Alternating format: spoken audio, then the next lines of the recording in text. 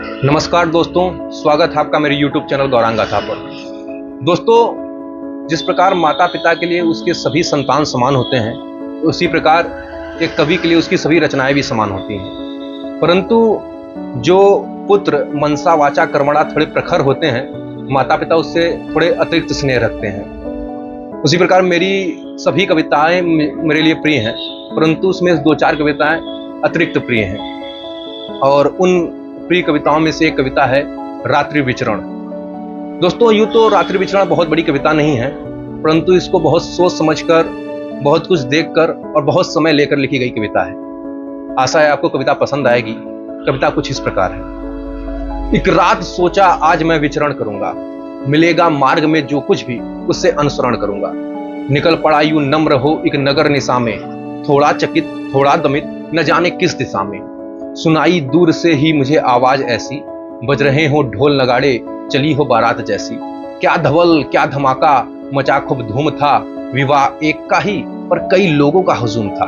सब हर्ष से नाच और गा रहे थे, बने पकवान को मजे से खा रहे थे।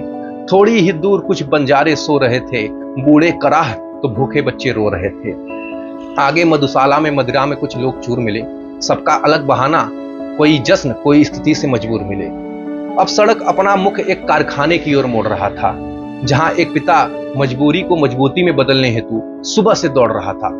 कारखाने के आगे मंदिर, जहां पंडित माला जप रहे थे, बगल में एक झोपड़ी जहां नकली नोट छप रहे थे। अब ये सब दृश्य देखकर मैंने क्या सोचा और क्या मेरे समझ में आया, उसको मैंने चंद शब्दों में बयां करने की कोशिश की है। जो धन के करीब उनके पास 1000 खड़े थे, जो निधन के करीब वो अकेले लाचार पड़े थे।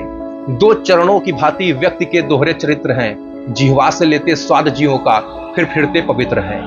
निहार कर देखा जहां वहां कुछ अलग ही पाया है, कहीं हर्ष कहीं संघर्ष न जाने कैसी माया है। उदासी में कहीं साहस की कमी थी, कमी में भी कहीं साहस जड़ से जमी थी।